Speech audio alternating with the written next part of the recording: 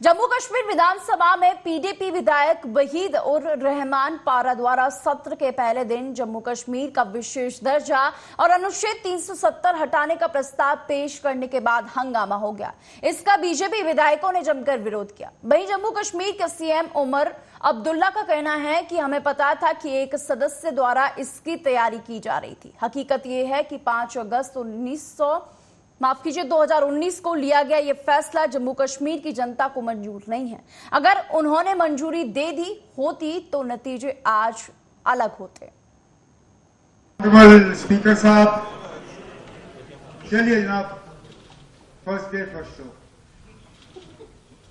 हमें मालूम था कि इस तरह की तैयारी की जा रही थी ऑनरेबल मेंबर की तरफ से, लेकिन हमें उम्मीद थी कि शायद आज स्पीकर के इलेक्शन और लेफ्टिनेंट गवर्नर के एड्रेस को छोड़ के और फिर ओबिचुअरी रेफरेंसेस, क्योंकि हमारे एक सिटिंग मेंबर आज हमारे दरमियान है नहीं, बहुत से और हमारे एक्स मेंबर्स हमारे साथ है नहीं, उसके बाद हम जो है अपना ये सिलसिला शुरू कर लेते।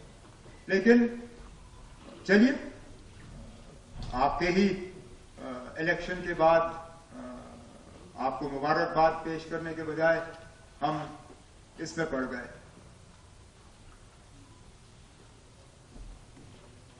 मैं सियासी तकरीर आज करना चाहता ही नहीं था, इसलिए मैंने कोई सियासी बात शुरू में की नहीं। हालांकि मेरे मेंबरों की तरफ से जो कहा गया गलत नहीं कहा गया था। मैं इसलिए पहले नहीं उठा क्योंकि हाउस का ये तरीका रहता है कि पहले बाकी ऑनरेबल मेंबर्स बोलते हैं, फिर लीडर ऑफ द ऑपोजिशन बोलता है और उसके बाद लीडर ऑफ द हाउस बोलता है।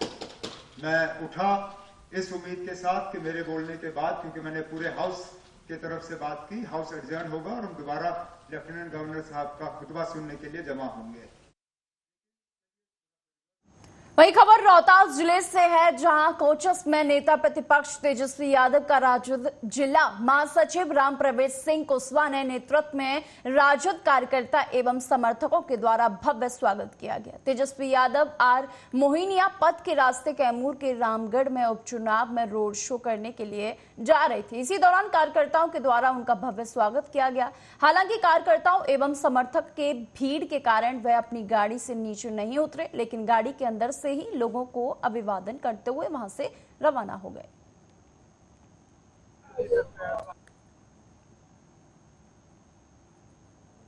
तेजस्वी जी का रामगढ़ के उपचुनाव में प्रचार करने जाना है, तो हम लोग सारे कार्यकर्ता पूरे दिनारा कराघर विधानसभा के कार्यकर्ता काफी जोशो खरोश से अपने नेता माननीय तेजस्वी यादव जी के स्वागत में यहाँ जुटे थे। और तेजस्वी जी ने यहाँ समय दिया, शीशा खोला, लोगों से कार्यकर्ताओं से रूबरू हुए और सारे कार्यकर्ता गदगद हैं। और आने वाला दिन राष्ट्रीय जनता दल और तेजस्वी यादव का होगा, इसके लिए हम लोग सब लोग संकल्पित हैं। और आप सबों को बधाई देते हैं कि आप सब पत्रकार बंधु भी आकर के हमारे कार्यकर्ताओं का और खास तौर पर नेता प्रतिपक्ष तेजस्वी यादव जी वहीं भारतीय राष्ट्रीय कांग्रेस के नेता और लोकसभा में नेता प्रतिपक्ष राहुल गांधी मंगलवार को उत्तर प्रदेश स्थित रायबरेली आएंगे। वहां वे जिला समन्वय की बैठक में हिस्सा लेंगे और फिर दिशा की बैठक में भी शामिल होंगे। इसके अलावा राहुल गांधी उद्घाटन और शिलान्यास संबंधी कार्यक्रमों में भी हिस्सा लेंगे। आपको बता दें कि रायबरेली के सांसद राहुल गांधी कई योजनाओं का यहां लोकार्पण और शिलान्यास करने के लिए कल पहुंचेंगे। वहीं डिग्री कॉलेज चौराहे पर शहीद चौक का भी उद्घाटन उनके द्वारा किया जाएगा। राहुल गांधी दिशा की होने वाली बैठक में कल रायबरेली शामिल होने के लिए पहुंचेंगे। खबर उत्तर प्रदेश के अयोध्या से है, जहां दीपोत्सव को सकुशल संपन्न कराने के बाद 14 कोसी व पंचकोसी परिक्रमा को सकुशल संपन्न कराने के लिए जिला प्रशासन जुटा हुआ है। वहीं अयोध्या विधायक वेद प्रकाश गुप्ता व डीएम चंद्र विजय सिंह ने टीम के साथ परिक्रमा पथ का निरीक्षण किया। आपको बता दें कि इस समय 14 कोसी व पंचकोसी परिक्रमा मार्ग के चौड़ीकरण का कार्य किया जा रहा है। वहीं आपको बता दें कि परिक्रमा पथ पर बालू डाल विचार कर मार्ग को सुगम व सुरक्षित बनाने के निर्देश भी दिए गए हैं। आपको बता दें कि 9 नवंबर को अक्षय नवमी पर शाम 6:30 बजे से 10 नवंबर को 4:30 बजे तक 14 कोसी परिक्रमा चलेगी।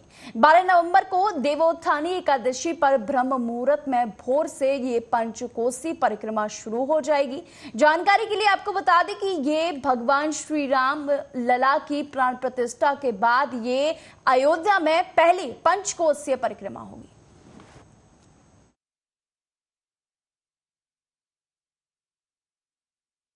ये परिक्रमा आ रही है, माननीय मुख्यमंत्री जी का निर्देश है कि परिक्रमा मार्ग को हम कितना सुलभ बना सकते हैं, क्योंकि यहाँ पर कार्य चल रहा है।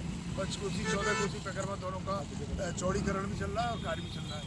तो उसको आने वाले, क्योंकि अब समय नहीं है, 9 तारीख को परिक्रमा शुरू होने जा रही है 14 कोसी, इसलिए प्रयास है हम और हमारे जिलाधिकारी महोदय और हमारे सभी अधिकारी सभी लोग इस बात को लेकर देखने निकले हैं कि किस प्रकार से इसको सुगम बनाया जाए, सुलभ बनाया जाए और तीर्थयात्रियों को आने वाले हमारे जो अयोध्या के परिक्रमा करने के लिए महिलाएं बेटियां आ रही हैं उनको ज़्यादा से ज़्यादा हम सुविधा दे सकें और ज़्यादा इसको व्यवस्थित कर सकें।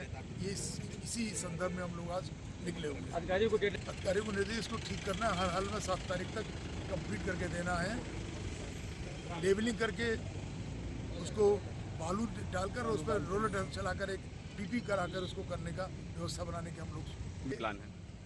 22 जनवरी के बाद में पहला दीपोत्सव था जिसमें जितना संभावित था उससे ज़्यादा भीड़ थी, लेकिन मैं स्थानीय प्रशासन को, जिलाधिकारी महोदय को, वरिष्ठ मुख्य पुलिस अधीक्षक को धन्यवाद दूंगा, क्योंकि उन सब की कमिश्नर और आईजी महोदय के सहयोग के साथ शानदार तरीके से दीपोत्सव का ये त्यौहार निपटा है। अब ये परिक्रमा हम लोगों के लिए एक चैलेंज है, क्योंकि इस बार परिक्रमा में भी अपार भीड़ होने वाली है। देखिए, क्योंकि 9 तारीख से परिक्रमा स्टार्ट है, 9 से 12 तक चलेगा, 14 कोसी पंचकोसी, और उसको देखते हुए टाइम कम है। इससे पहले भी हम लोग लगातार जो है क्षेत्र का भ्रमण करके, इस रूट का भ्रमण करके इंश्योर कर रहे हैं कि जो परिक्रमा रूट है वो बहुत अच्छे से तैयार हो जाए। उसमें कहीं भी अगर गड्ढे हैं या किसी भी जो श्रद्धालु उनको चलने में कहीं भी दिक्कत वाला पॉइंट है तो उसको सही कर लिया जाए समय रहते। और PWD CD3 की टीम, चीफ इंजीनियर साहब वगैरह सब लोग हमारे साथ में हैं। पहले भी ये लोग भ्रमण कर रहे हैं, आज विधायक जी के साथ में भी हम लोग निरीक्षण कर रहे हैं किन किन पॉइंट्स पे क्या क्या व्यवस्थाएं जो है उनको अभी सही करने की ज़रूरत है, कहाँ पे नगर निगम को काम करना है और कहाँ पे हेल्थ कैंप से लेके नगर निगम और बिजली विभाग को काम करना है। तो ये सारे पॉइंट्स हम लोग देख रहे हैं, और क्योंकि भीड़ की संभावना ज़्यादा है इस बार, तो निश्चित रूप से इस परिक्रमा ये जो है वो चैलेंज है कि इसको बहुत अच्छे तरीके से श्रद्धालुओं को कोई दिक्कत ना हो, उसको हम और अच्छे से करा लें। तो इसी चीज़ को लेके जो है वो लगातार अधिकारी जो है वो भ्रमणशील हैं, और कार्यदल संस्था जो है उनको भी बोला गया है कि इसको समय रहते सारी चीज़ें कर लें। पंचकोसी में भी कुछ पार्ट ऐसा था जिसमें अभी जल निगम ने अपना काम किया था, जिसकी वजह से कुछ डिले हुआ। हालांकि अब उनका काम रोक दिया गया है या पूरा हो गया है, तो उसको भी जो स्तर पर लगते हुए जो हमारा PWD CD4 है, प्रांतीय खंड और सब लोग मिलके जो है वो उस रूट को और बेहतर करने के लिए काम कर रहे हैं। वहीं छतरपुर जिले के राजनगर विधानसभा क्षेत्र के बागेश्वर धाम पीठाधीश्वर धीरेन्द्र कृष्ण शास्त्री ने उत्तर प्रदेश में होने वाले महाकुंभ को लेकर एक बड़ा बयान दिया है। उन्होंने कहा कि महाकुंभ में विरोधी कौम के लोगों के आने जाने पर प्रतिबंध लगाना चाहिए। बागेश्वर धाम के पंडित धीरेन्द्र कृष्ण शास्त्री ने कहा कि मेरे अंगने में तुम्हारा क्या काम है। बहुत उचित है, उत्तम है, जिन्हें सनातन संस्कृति का ज्ञान हो, हिंदू धर्म के बारे में पता हो, देवी देवताओं के बारे में पता हो, पूजन पद्धति के बारे में पता हो, पूजन की सामग्री की कितना सम्मान करना चाहिए इस बारे में पता हो, उसी को ये कार्य दिया जाए तो ही उत्तम है। अब जिन्हें इस बारे में पता ही नहीं है वो अगर विक्रय करेंगे तो निश्चित रूप से नाश ही करेंगे, उल्टा ही करेंगे। और कई थूक कांड मिले, फलों के ऊपर ना जाने गंदगी चिपकाते हुए मिले, एक जगह पेशाब कांड मिला। इससे ये सिद्ध होता है कि हो सकता कुछ षड्यंत्रकारी, हम ये नहीं कहते कि वो लोग हो सकते, कोई भी हो सकता। इसलिए गैर हिंदुओं को प्रवेश वर्जित महाकुंभ में कर देना चाहिए। और मेरे अंगने में तुम्हारा क्या काम भाई? वहां पर त्रिवेणी है, संगम है, महाकुंभ है, संतों का दर्शन है। तुम्हें कथा से लेना देना नहीं, तुम्हें हिंदुत्व से लेना देना नहीं, तुम्हें सनातन से लेना देना नहीं, तुम्हें राम से लेना देना नहीं। जब तुम्हें राम से कोई काम नहीं है तो राम के काम से तुम्हारा क्या काम है? वहीं अलीगढ़ में वकीलों ने एक जबरदस्त प्रदर्शन किया है, जिसमें उन्होंने गाजियाबाद में पुलिस द्वारा किए गए लाठीचार्ज का जमकर विरोध जताया है और वे खुलकर पुलिस की इस कार्रवाई के खिलाफ अपनी आवाज उठा रहे हैं। आपको बता दें कि मामला गाजियाबाद का है, जहां हाल ही में पुलिस द्वारा अधिवक्ताओं पर लाठीचार्ज किया गया। अलीगढ़ के अधिवक्ताओं ने भी इस लाठीचार्ज का जो है वो जमकर इसकी निंदा की और इसे अधिवक्ताओं के अधिकारों का उल्लंघन करार दिया है। उनका कहना है कि न्याय के मंदिर में इस तरह की बर्बरता अस्वीकार की जाएगी। हमारी मांग साफ है, गाजियाबाद में जो लाठीचार्ज हुआ है वो पूरी तरीके से गलत है। हम चाहते हैं कि गाजियाबाद के उस न्यायाधीश को पद से हटाया जाए जिन्होंने इस कार्रवाई को मूक दर्शक बनकर देखा। अलीगढ़ के अधिवक्ताओं को इस मामले में न्यायिक हस्तक्षेप की जो मांग है वो अधिवक्ताओं द्वारा लगातार की जा रही है। उनका मानना है कि ये पुलिस की मनमानी का एक उदाहरण है। अगर इस पर अंकुश नहीं लगाया गया तो ये एक खतरनाक परंपरा बन सकती है। देखिए, डिमांड केवल एक है, अधिवक्ता पूरे उत्तर प्रदेश में, पूरे देश में कहीं भी सुरक्षित नहीं है। आपने देखा पिछले दिनों दिल्ली में अधिवक्ताओं को मारा पीटा गया, जिसका उत्तर दिल्ली के अधिवक्ताओं ने दिया। पूरे देश ने देखा, पुलिस को सड़क पे आना पड़ा, पुलिस को धरना करना पड़ा। इसके उलट अगर उत्तर प्रदेश में देखेंगे तो पिछले दिनों हापुड़ में अधिवक्ताओं को पुलिस ने सड़कों पर दौड़ा कर पीटा। वहां हमारे बार काउंसिल के नेताओं ने पता नहीं किस वजह से समझौता कर लिया और जिसके घटना जो आगे बढ़ी हुई है बढ़ी कि 29 तारीख को दिवाली से ठीक 2 दिन पहले जनपद गाजियाबाद में जिला जज अनिल कुमार के कहने पर अधिवक्ताओं पर कोर्ट रूम के अंदर हमला किया गया। पुलिस को बुलाया गया, पुलिस के गुंडों को बुलाया गया, लाठीचार्ज का आदेश दिया गया और पुलिस के गुंडों ने लाठियों से, जूतों से, घूसों से और कुर्सियों से वकीलों को मारा पीटा। इतनी बुरी तरह मारा पीटा, उनके सिर फट गए, वो लहूलुहान हो गए, उनको एडमिट होना पड़ा। तो सबसे दुखी होकर हमारा एक संगठन है यूथ एडवोकेट काउंसिल, उन्होंने दिवाली न मनाने का आह्वान किया।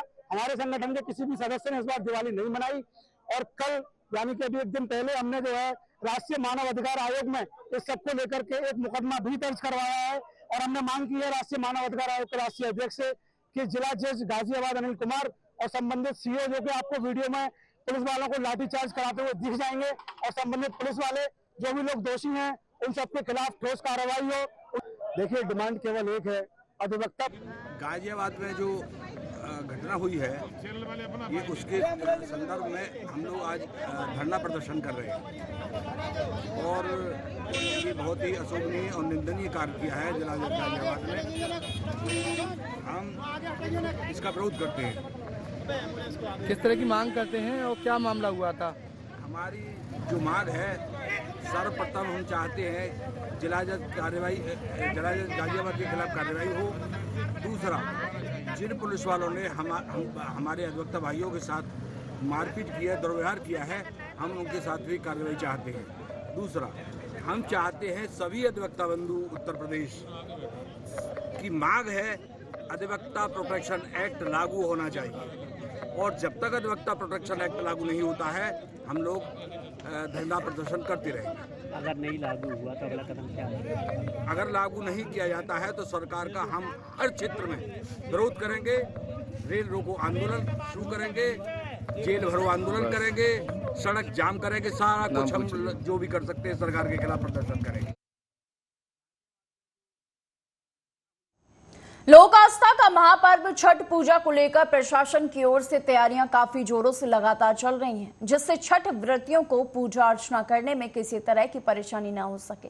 वहीं मनेर विधायक भाई वीरेंद्र व नगर परिषद के अध्यक्ष विद्याधर ने साफ सफाई और व्यवस्थाओं का निरीक्षण किया। इस दौरान विधायक और नगर परिषद अध्यक्ष ने नगर क्षेत्र के विभिन्न छठ घाट और प्रसिद्ध संगम घाट पर छठ घाट का निरीक्षण किया, जहाँ स्थानीय प्रशासन को विधायक और नगर परिषद अध्यक्ष ने कई तरह के दिशा निर्देश दिए।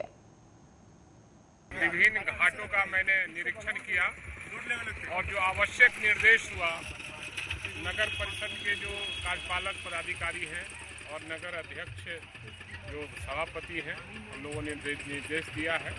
जहां कमी है उसको पूरा करने का काम किया। बहुत अच्छा घाट का प्रबंध किया गया है इस बार नगर परिषद के द्वारा।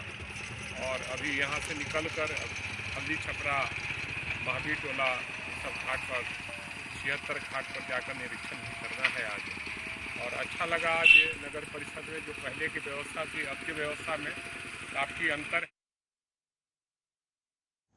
वहीं नालंदा में डकैतों के द्वारा घर में घुसकर लूटपाट की घटना को अंजाम दिया गया। आपको बता दें कि मामला रहुई थाना क्षेत्र के अंतर्गत इतासंग गांव का है, जहां डाकजनी की घटना स्वर्गीय मनोहर प्रसाद की पत्नी किरण देवी के घर पर हुई। लगभग 4 की संख्या में बदमाशों के द्वारा घर में अकेली महिला को हथियार के बल पर बंधक बनाकर 2 लाख के करीब नगद और जेवरात की डाकजनी की गई। आपको बता दें कि पीड़िता किरण देवी ने बताया है कि बीती रात वह अपने घर पर सो रही थी। करीब जब वो उसकी आंख खुली तो उसने 3 से 4 बदमाशों को अपने सामने खड़ा होकर देखा, जहां पर बदमाशों ने उस महिला को बंधक बना लिया और करीब 10 मिनट तक उन्होंने चोरी की घटना को अंजाम दिया, जिसमें उन्होंने लाखों की चोरी कर वहां से फरार हो गए। सोए थे तो 4 लोग आया, दबा दिया गोड़ हाथ पैर और मारपीट किया पिस्टन के साथ। और जितना था जेल रैली और कैश सब लेके चल गया। 6-7 लाख का सामान लेके चल गया। पुलिस आई थी? पुलिस आया 1 घंटा के बाद गुदाल हुआ तो फोन हुआ तो आया, तो डीएसपी भी आए तो कुछ नहीं बोले। डीएसपी कुछ वो नहीं किए। कितना बजे घटना है? 10 बजे का। अच्छा, ये किनका घर है? कुछ करते थे क्या? दिन घर है ये? नहीं, हम अकेले लेडीज है, मेरा एक ही बेटी है, बाहर में रहती है। अच्छा, कोई अमीन भी थे आपके यहाँ? जी नहीं, अमीन फोन किया है बगल गिर के। अच्छा, उसके गेट हकाए ना तो फोन किया। वहीं दतिया में न्यायालय परिसर में एक जागरूक रैली का आयोजन किया गया। वहीं राष्ट्रीय विधिक सेवा, राज्य विधिक सेवा और जिला विधिक सेवा प्राधिकरण ने अपनी स्थापना दिवस पर एक जागरूक वाहन रैली निकाली। वहीं सीओ कमलेश भार्गव ने जागरूक वाहन एवं बाइकों को हरी झंडी दिखाकर रवाना किया। रैली का मुख्य उद्देश्य उन लोगों को कानूनी मदद और न्याय पाने के लिए जागरूक किया जाना था जो महंगे वकील और अपनी आर्थिक स्थिति के चलते कानूनी पक्ष को न्यायालय में नहीं रख पाते हैं। ऐसे लोगों को विधिक सेवा प्राधिकरण के जरिए निःशुल्क वकीलों की सहायता मिलती है, जिससे वे न्यायालय में अपना पक्ष मजबूती के साथ रख पाते हैं। इसी उद्देश्य से ये वाहन रैली निकाली गई।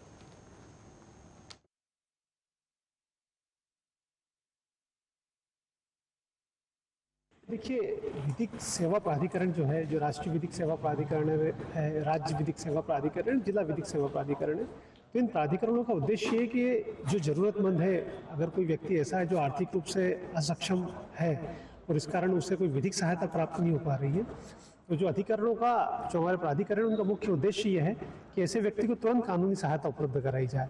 किसी व्यक्ति की निर्धनता या और कोई उसकी दुर्बलता अगर है तो उसको न्याय प्राप्ति में वो बाधा के रूप में नहीं होनी चाहिए, ये हम लोगों का उद्देश्य है।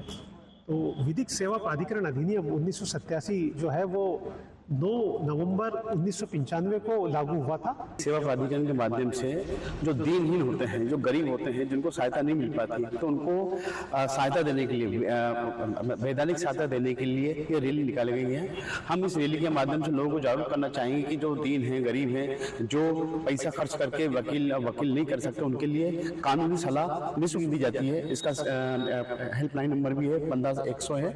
इसका हम प्रचार प्रसार करेंगे गाँव में, ग्राम पंचायतों के माध्यम से, पटवारी के माध्यम से, सचिव के माध्यम से, जीआरएस के माध्यम से, हम विभिन्न शिविर के माध्यम से लोगों को जागरूक करेंगे, तो प्रचार प्रसार करेंगे कि सबके लिए न्याय, सबके लिए है, वो कानूनी सहायता जो गरीब है उनको मिल सकती है। तो ये इस देश के माध्यम से रैली निकाली गई ताकि लोगों को पता हो कि ये कानूनी सहायता भी निःशुल्क दी जाती है।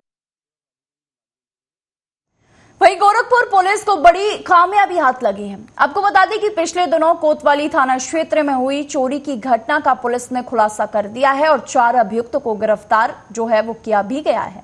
वहीं आपको बता दें कि एसएसपी डॉक्टर गौरव ग्रोवर ने बताया है कि मंगलवार की सुबह उन्हें उनके कर्मचारियों द्वारा सूचना दी गई कि उनकी एजेंसी पर लगा हुआ शटर का ताला टूटा हुआ है। जब वे मौके पर पहुंचे तो उन्होंने देखा कि एजेंसी के अंदर से लेकर बाहर तक के सभी ताले टूटे हुए हैं और लॉकर में रखा हुआ पैसा 45,40,000 रुपए लेकर चोर फरार हो गए हैं। उन्होंने आगे बताया कि 3 दिनों की बिक्री का ये कलेक्शन था जिससे चोरों द्वारा चुरा लिया गया है। इसके अलावा व्यापारियों को त्योहार के मौके पर देने वाला सोना और चांदी का सिक्का भी चोरी हुआ है। वहीं सभी आरोपियों को सलाखों के पीछे पहुंचा दिया गया है।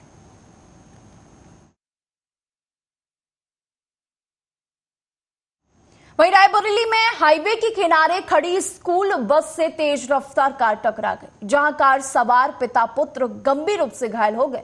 आपको बता दें कि मामला गुरुबख्शगंज थाना क्षेत्र के अटौरा गांव के पास का है, जहां हाईवे के किनारे खड़ी एक निजी विद्यालय की बस जाकर टकरा गई, जिसमें सवार पिता पुत्र राम सहाय उम्र 65 वर्ष और उनके बेटे वंश बहादुर गंभीर रूप से घायल हो गए। घटना से वहां से गुजर रहे लोगों में हड़कंप मच गया। स्थानीय लोगों की मदद से कार में फंसे दोनों पिता पुत्र को बाहर निकाला गया और इलाज के लिए नजदीकी स्वास्थ्य केंद्र ले जाया गया।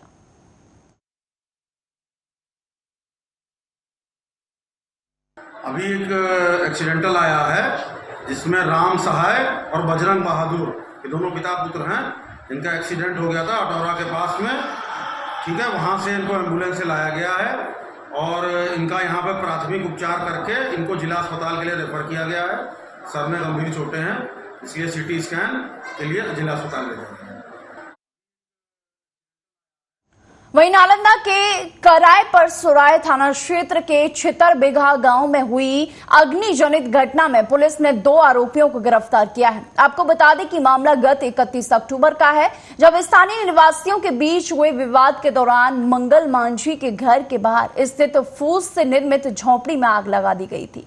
वहीं हिलसा डीएसपी सुमित कुमार ने प्रेस कॉन्फ्रेंस कर घटना की जानकारी दी और उन्होंने कहा कि रिपोर्ट दर्ज होने के बाद डीएसपी हिलसा के नेतृत्व में विशेष छापामारी दल का गठन किया गया।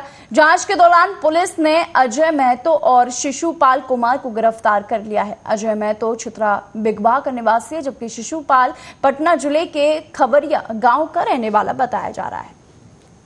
दिनांक 31/10/2024 की रात्रि में ग्राम छितरबिघा में मंगल माझी के घर के बाहर फूस से निर्मित खाना बनाने वाले स्थान में कुछ लोगों द्वारा आग लगा दिया गया था। उसी क्रम में पुलिस द्वारा अनुसंधान किया जा रहा था। कांड संख्या 190/24 दर्ज करके उसमें पुलिस द्वारा कार्रवाई करते हुए एक प्राथमिकी अभियुक्त अजय महतो और एक अप्राथमिकी अभियुक्त शिशुपाल कुमार की गिरफ्तारी कर ली गई है। टीम द्वारा लगातार छापेमारी का प्रयास किया जा रहा है और शेष अभियुक्तों की भी गिरफ्तारी बहुत जल्द कर ली जाएगी। दिनांक 31 खबर बिजनौर से है, जहां पारिवारिक कलेश के चलते एक व्यक्ति ने ट्रेन के सामने कूदकर आत्महत्या कर ली। आपको बता दें कि युवक की शादी 1.5 वर्ष पूर्व ही हुई थी, जबकि युवक 32 वर्षीय राजन कपड़े का काम किया करता था। मौके पर पहुंची पुलिस ने शव का पंचनामा भरकर पोस्टमार्टम के लिए भेजा है। आपको बता दें कि नगीना कालाखेड़ी फाटक का यह पूरा मामला है।